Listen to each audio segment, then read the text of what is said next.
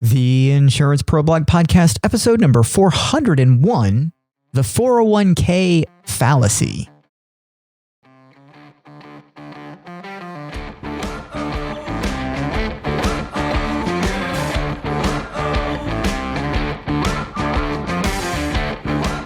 There is no asset more versatile or more protected from volatility than life insurance. Add it to your retirement plan to shield against the unknown. We've been doing this for decades. Let us help you add a layer of security to your portfolio today. Check out more at theinsuranceproblog.com. That's theinsuranceproblog.com.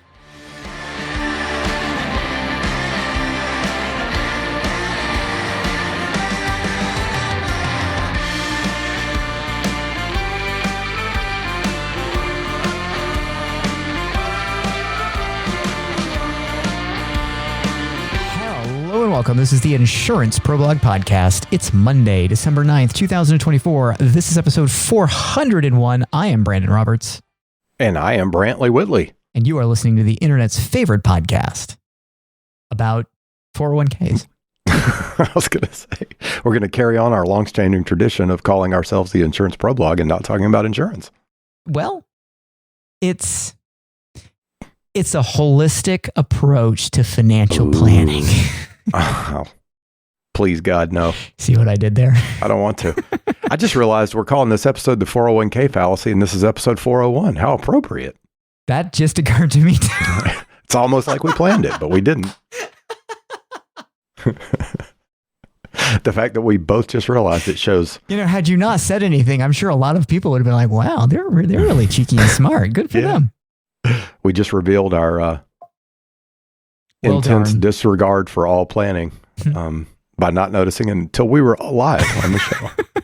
So here we are. Oh, you're welcome. Yeah, there we go. I feel like we should preface this by saying, I know many people in our industry think they already know what we're going to talk about. Yep. And they're wrong. They are. Everyone's going to think that we're going to say, you should not use your 401k. You should take all the money out of your 401k, put it in life insurance.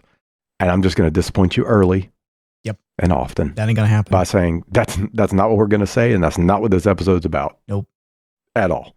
Not. In fact, if anything, there's going to be an advocacy for more use of your 401k after this, because as it turns out, lots of people are missing the boat. Not using it. Yeah. Maybe. So, the Employee Benefit Research Institute, EBRI. I always forget, is that Boston College or Boston University? It's one of those Boston schools, I believe, where this... We didn't even come prepared to realize that episode 401 was going to be about the 401k, so what are the chances that we know the answer to that question? It's based at one of those schools. Yeah. I remember which one. Recent survey, conducted 3,600 people sample size, looking at people ages 62 to 75. Yep. Discovered. So generally people that are regarded as retirees. Correct. Age range. Yep. Yeah. Discovered that IRAs and 401ks play an extremely limited role in income production for retirees. Yeah. Pretty eye-opening. Yep. For me it was. So because we in the industry have this long-standing notion that that's where people are going to derive a significant portion of their retirement income that they need to survive is going to come from what they have put away in IRAs and 401ks. Yep. So I believe the numbers, if I'm reading them correctly in front of me, 20% of the survey participants said that, yep, they're using their IRA to provide income in retirement. And that's not even specific. Yeah. That's just some income. Correct. Yeah, we're going to get, hold on. We'll get into just how much. And then 17% of survey participants said they're using their 401k or similarly typed defined contribution plan. Sure. As a way to generate income in retirement. Right. Meaning 403Bs and 457s and all the other fours. Digging in a little deeper to figure out, all right, well, how much income is your IRA, for example, producing for you? 10%. 10% of my retirement income is coming from my IRA. Yeah. And when it comes to 401ks, 15. That not even a huge difference. No, that doesn't sound like an awful lot. But I will say this, because this is sort of one of those things that we just know because we've seen so many, as I often say, we've seen under the kimono of many people's personal financial statements. Mm-hmm.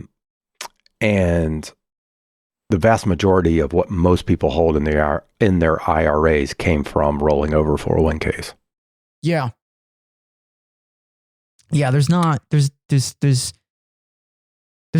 that many people I've run into personally who have retired or even left a former employer and there's still money in the 401k plan. Right.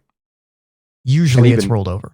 And to make it even more muddy, oftentimes you'll run into people that have substantial Roth balances, but you find out it was done through conversions. Mm-hmm. Mm-hmm. The actual contributions to their Roth were much smaller. Well, Susie Orman said recently that Roth money is the only money you want in retirement. Period. Well, I wouldn't disagree with that. It's pretty good, but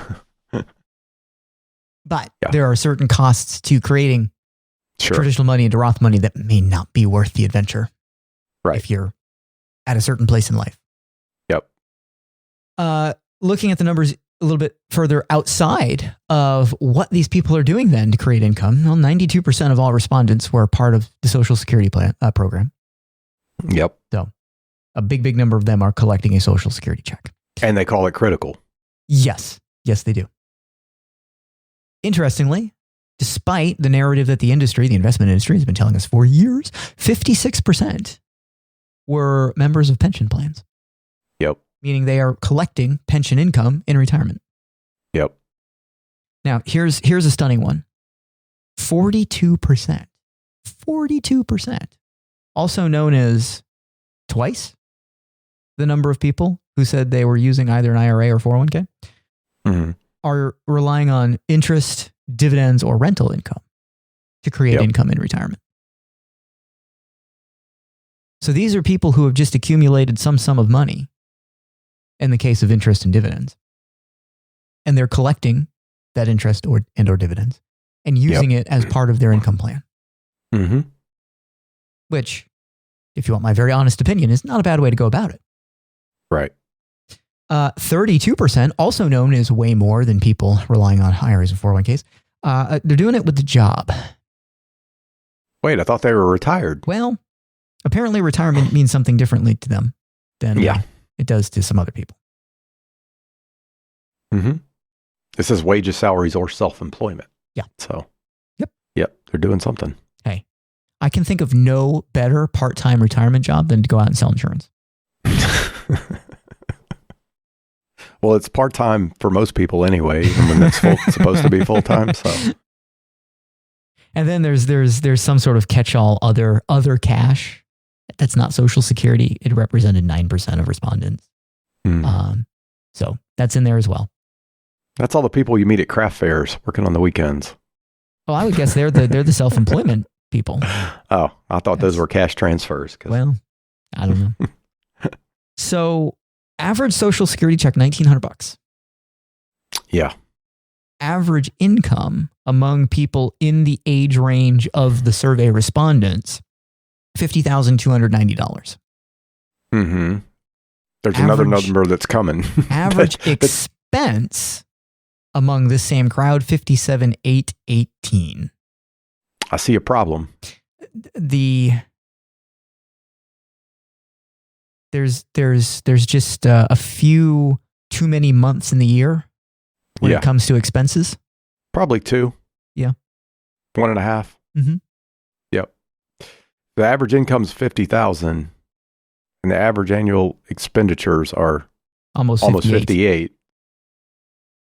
That sounds a lot like you got about $8,000 too little. Yeah. For the average person. Right. Yeah. And those numbers, both expenditures and the income numbers, are remarkably low. They are, but as for what we see, for most people. Yeah. I've long told people though that when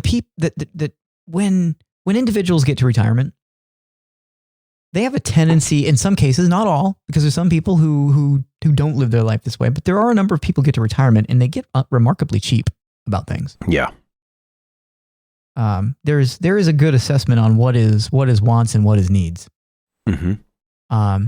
Maybe not the first couple of years, but as they kind of settle into retirement, they get past the so-called go-go years.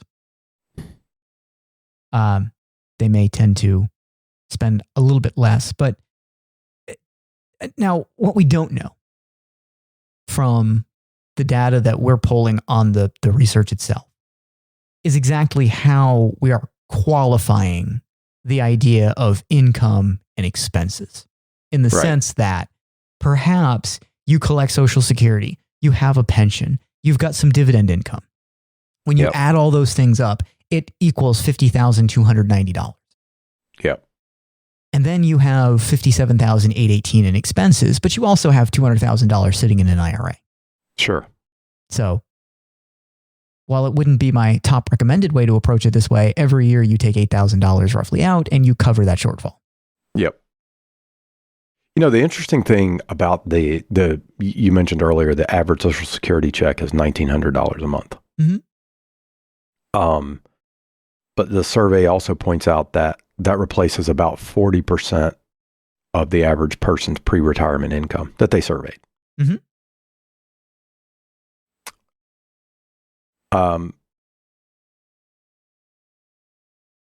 92% of people said that their Social Security income is critical.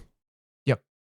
But the same people also said, it only replaces about 40% of what I was making. Yep. Well, it speaks to... Therein lies the problem. I mean, we know it's not some great revelation that Social Security income is not enough, but yeah, we've quantified it now. It also makes a certain inference, or we can make a certain inference from that. It's not perfect, but if we think about this, if 1,900% is 40% of the pre-retirement income, that means income in their working years is a little shy of $5,000. Right.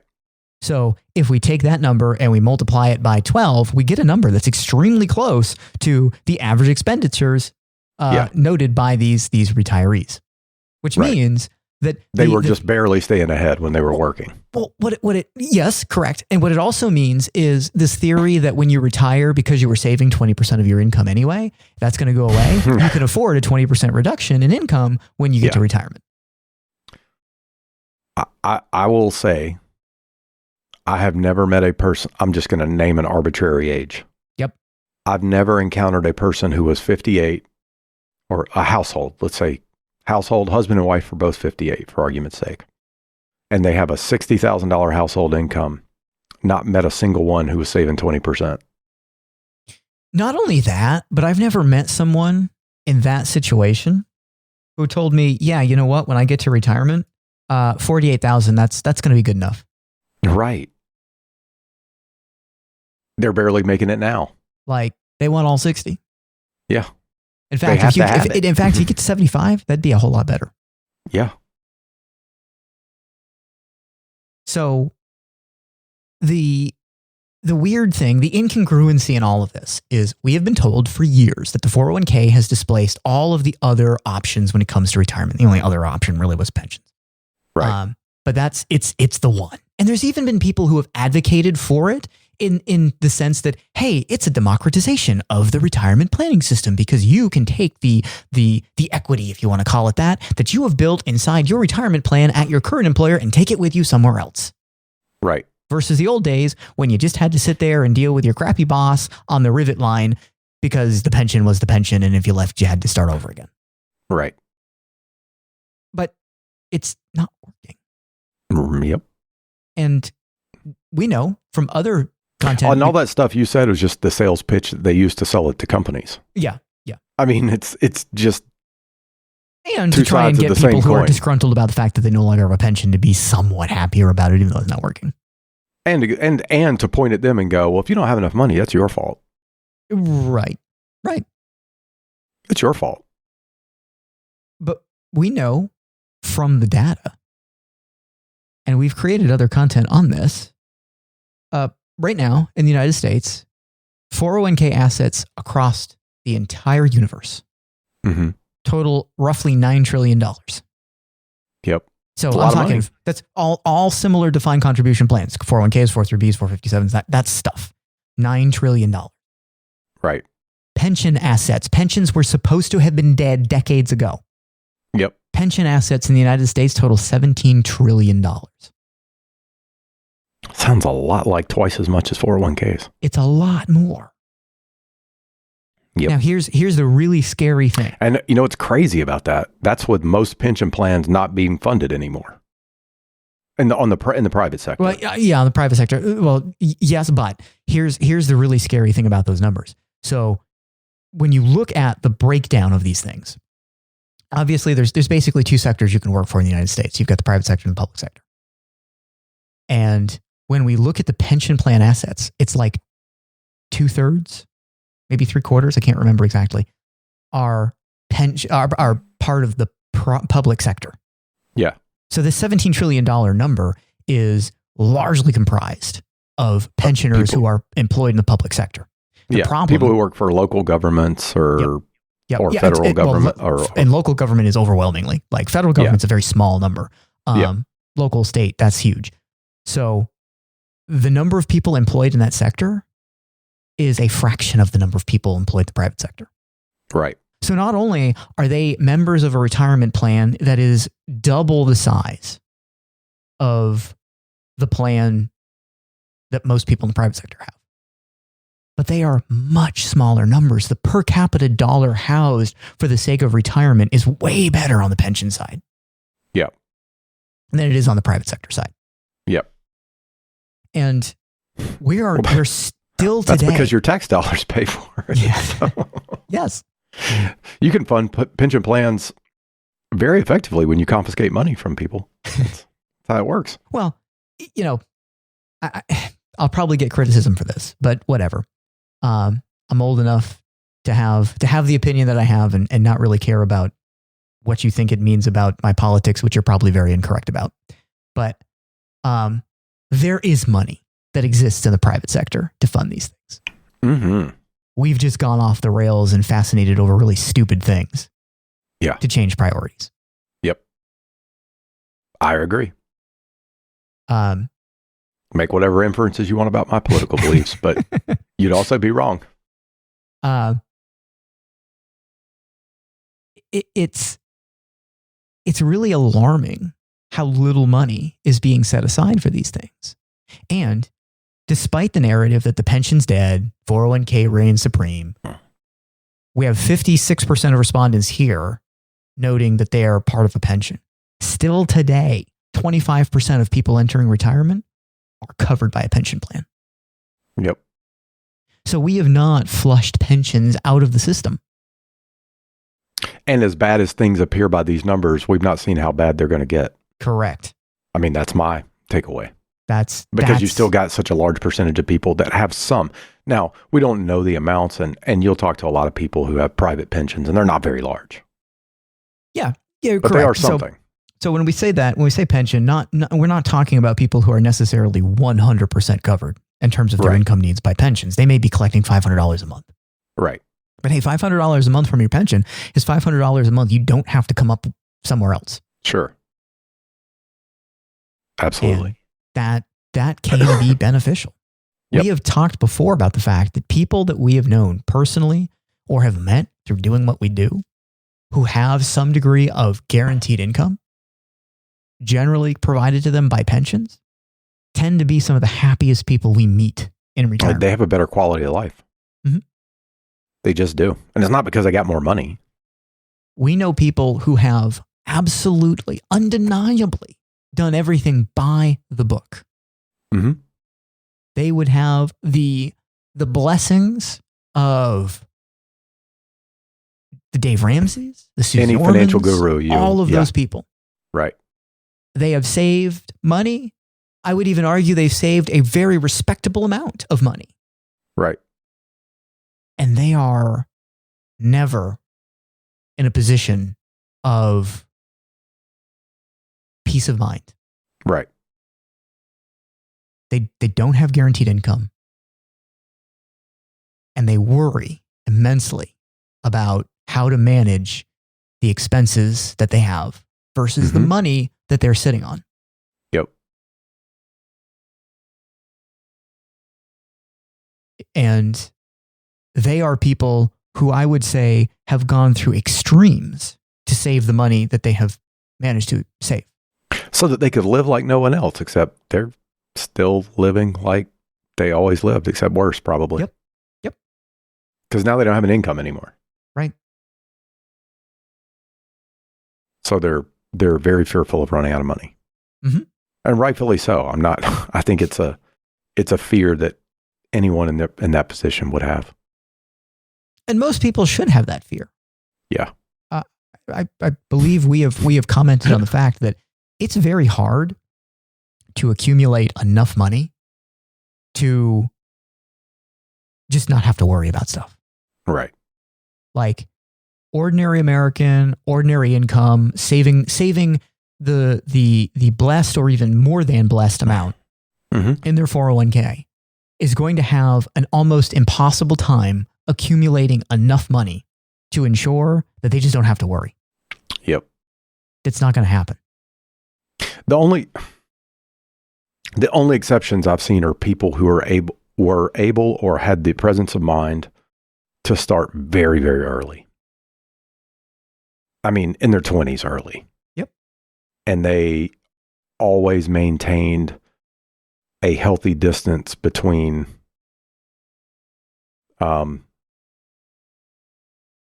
income and their outflow. Mm-hmm. Yes. That's a complicated way to say they always lived well beneath their means. What typically happens, though, with most people, what you and I have experienced, is most people, like myself, were completely ignorant when we were young. Mm-hmm. Get yourself in all sorts of hard to dig out of circumstances. Fun financial trips. That's what we should call them. Yeah. FFTs. And then you have a great awakening sometime in your mid to late 30s. Uh-huh. And then you get serious. Yeah. That's the pattern, typically. Mm-hmm. And by that point, I'm not saying anything's impossible, but you have a lot of ground to make up. Yeah. And you can't. I mean, you time is the X factor, and you can't get back time. Not on the normal trajectory, right? Like to decide at 40, hey, you know what? I'm going to start saving 20% of my income because I need to do that. And that's going to somehow make me wealthy to the degree that I won't have to worry about money when I get to my 60s. That's probably not going to happen. But I would even caution that it's unlikely to really take shape even if you start younger. Yep.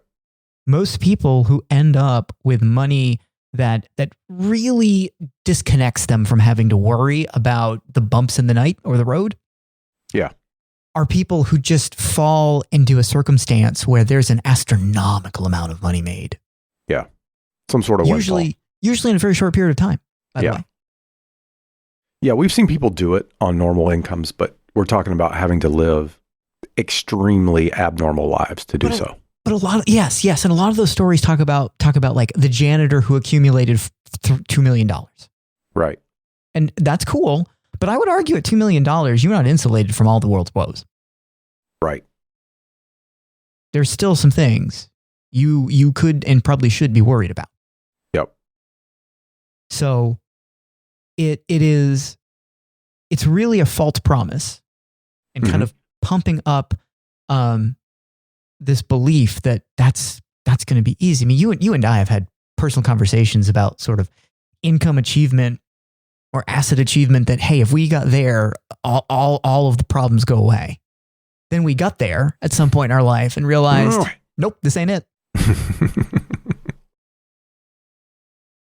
And it's been even more evident in the last few years when, the uncontrollable things like my favorite thing to complain about, car insurance, goes up 3x. Mm-hmm. We were just talking about health insurance because we got to make health insurance decisions here at the end of the year. We do. And every year the prices go up and the coverage goes down. Mm-hmm. So, well, I guess to wrap this all up, are we saying you shouldn't use your 401k? Because I already know the answer to this question. always am concerned that people are going to hear the things we're not saying. Yeah. Yeah. No, we're saying you should use your 401k. You should use more of it. In fact, I'll tell a story I've told before. I know I have. It goes back to my early years at my former employer. Mm-hmm. And doing things the old traditional way where even though I was still a very new agent, I was the most senior person in the office, which speaks volumes about the hiring process. So there was a new agent who needed somebody to go with him on an appointment to talk to his cousin, who was doing all right. Was in his early 30s and had a job in a certain medical field, and was by definition at that time a highly compensated employee. Which is a specific term. Like, yep. I don't want people to think you're being pretentious. No. There's a technical definition for that, an IRS regulation specifically for retirement plans. So if you are dubbed a highly compensated employee, you deal with a different cap on how much you can contribute to the company's 401k. Yeah. You can't contribute more than the average of the rank and file. I'm simplifying the rule, but that's basically what it is, right? Yeah. So he happened to work for an employer that had a pretty low average contribution to the company's 401k, because most of the employees there were relatively low income. Minimum wage or slightly above. Yeah. Correct.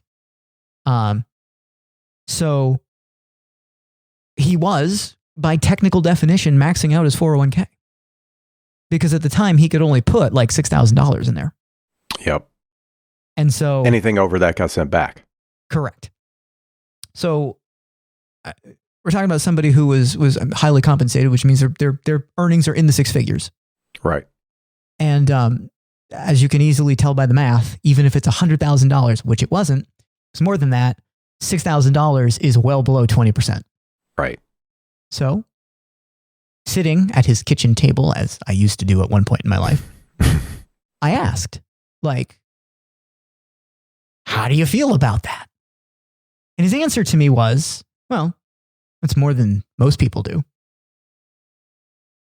And my response to that was, yeah, but like your income at this stage in your life is much more than most people's. Like 3 times.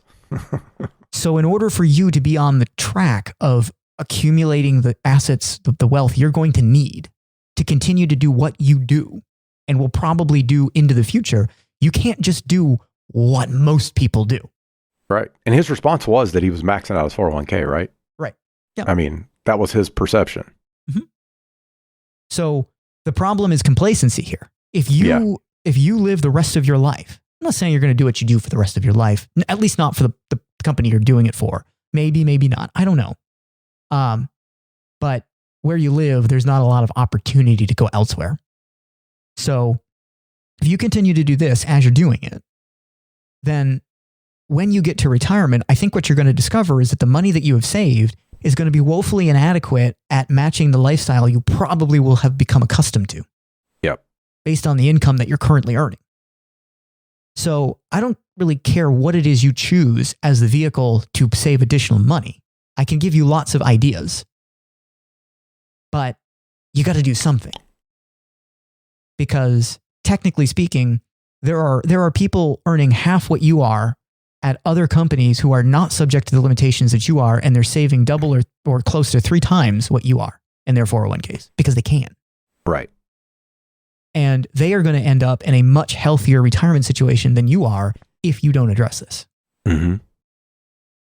Now, as the story usually goes in the industry, the agent that was there, he quit, so we never talked to that guy again. But but I'm sure you changed his ways. If anything, that conversation stays with him. Probably not, but anyway. But that's the point, the moral of this entire story today, which I realize is very strange for the guys who typically come here and talk about life insurance. Right. But at the end of the day, we are focused on insurance, on investments, retirement planning, wealth accumulation, that stuff. Yep. And sometimes we step away from just the hyper focus on this is the way to buy whole life insurance or index universal life insurance and make it work the best for you that it possibly can, to say that there's more to this than just that story. Right. We like to focus on that niche because we think it's really interesting. Right. But it's not the only thing. It can play a role in solving this puzzle for you, but just a role. It's not the only thing you should be doing. But even that really nifty thing in our minds will not fix this problem. No. Like if these retirees were to take their money out of their 401k and put it into whole life insurance, it's the same problem. Yeah. Same problem. Probably worse because the execution will be bad. Yeah. And not enough money, still not enough money. At the end of the day, you and I have said this privately a lot. This may be the first time we say it publicly. I don't know. I don't remember. But at the end of the day, the clients that we work with, the one thing that makes them special, they just have a high propensity to save. Yep. We don't do any training on that. Nope. I mean, they've established that habit. Yep. So that gives them a leg up. Mm-hmm. And most of them probably have more money than the average person saved. Yeah. And they're still nervous. Absolutely. So that's the reason they look at whole life insurance. Right. As a hedge. But my one final bit of commentary is this is more macro than a micro point. Mm-hmm. Pensions should make a resurgence. They absolutely should. Unfortunately, they won't. No, they never will. But it was a very profitable lie to be told that 401ks would replace pension plans. Yeah. Yep. It was.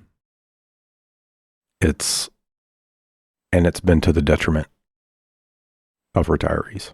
As I've said for years, it was a good deal for someone. Yep.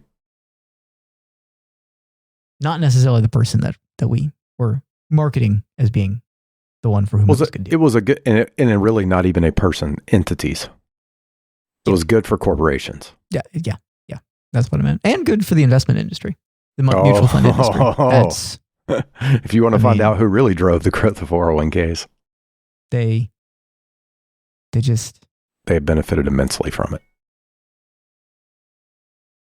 They fee income they did generated from 401ks has been a boon to the investment industry.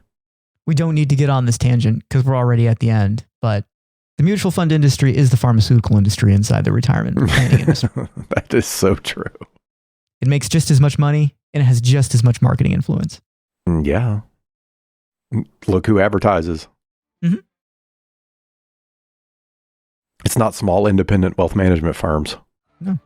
Nor is anything financial planning first. It's all investment selection first. Right. Exactly. Okay. That's good enough for today. So I am Brandon Roberts. And I am Brantley Whitley. And we will see you next week.